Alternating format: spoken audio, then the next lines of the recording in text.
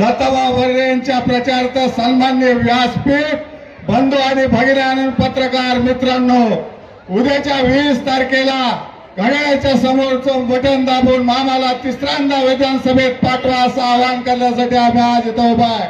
परंतु समोरचे 2 उमेदवार आहेत मामाच्या विरोधात, एक दूध चोर आहे, एक साखर चोर आहे।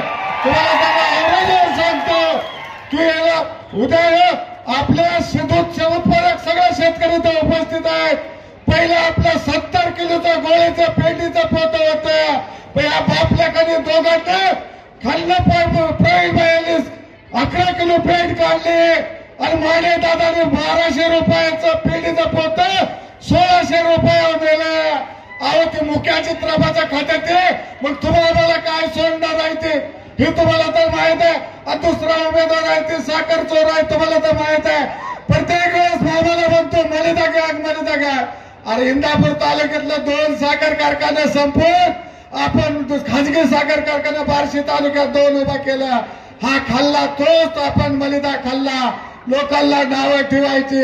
अरे या राज्यातला पहिला जर कोण पालकमंत्री असेल अजून नाव घेतलं जाईल त्याचं दत्ता मामा भरणे म्हणून कोरोनाच्या काळात किड घालून पहिला कोरोनाचा किड घालून पेशंटला भेटायला आलेला पहिला पालकमंत्री दत्ता मामा भरणे होता। म्हणून गोरगरिबाच्या हाताला 3 महिने काम नव्हतं, म्हणून मामाने किलाचं वाटपाचं काम केलं। त्यावेळेस कुठली निवडणूक होती, आता निवडणूक आली म्हणून मामावर टीका करतात। त्यावेळेस तुम्ही जर काय साखर किलोभर साखर दिली असती ना तर आपल्याला आज मत मागायचा अधिकार झाला असता।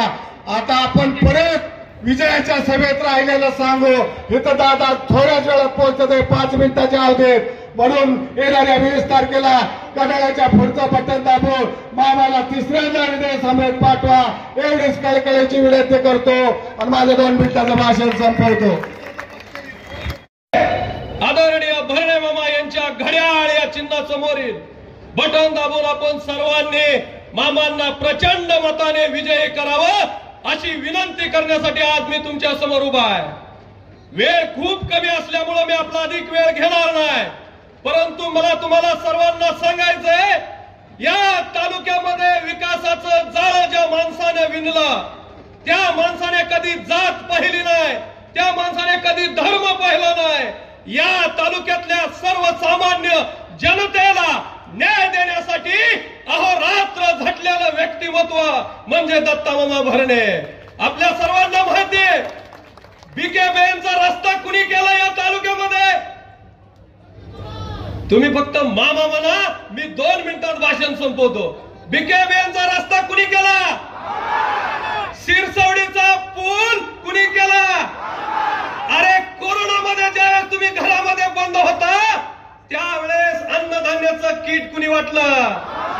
महाराष्ट्रामध्ये पहिला पीपी किटचं घालून रुग्णांना भेटणारा आमदार कोण? आता उद्याच्या तुमच्या आमच्या इंदापूर तालुक्यातल्या जिथं गोर गरीब जनतेला अन्याय झाला त्यांचं अश्रू पुसण्याचं काम तालुक्यात कुणी केलं? अरे मुस्लिम समाजाला न्याय कुणी दिला? अरे बौद्ध समाजाला न्याय कुणी दिला? अरे माळी समाजाला न्याय कुणी दिला?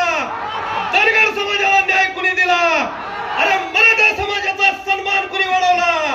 आणि म्हणून उद्याच्या 20 तारखेला कोण?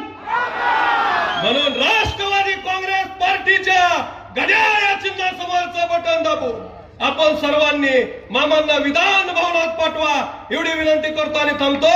जय हिंद, जय महाराष्ट्र। या ठिकाणी यानंतर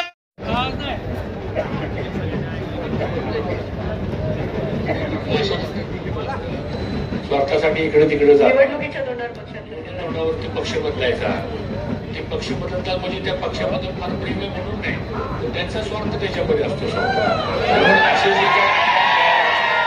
इलेक्शन आले की आराम गैरामची खूप चलती असते, बऱ्याच वेळा मग आराम गैरामच पुढे जाण्याचा प्रयत्न करतात। मला वाटतं याची जनता योग्य उत्तर देईल।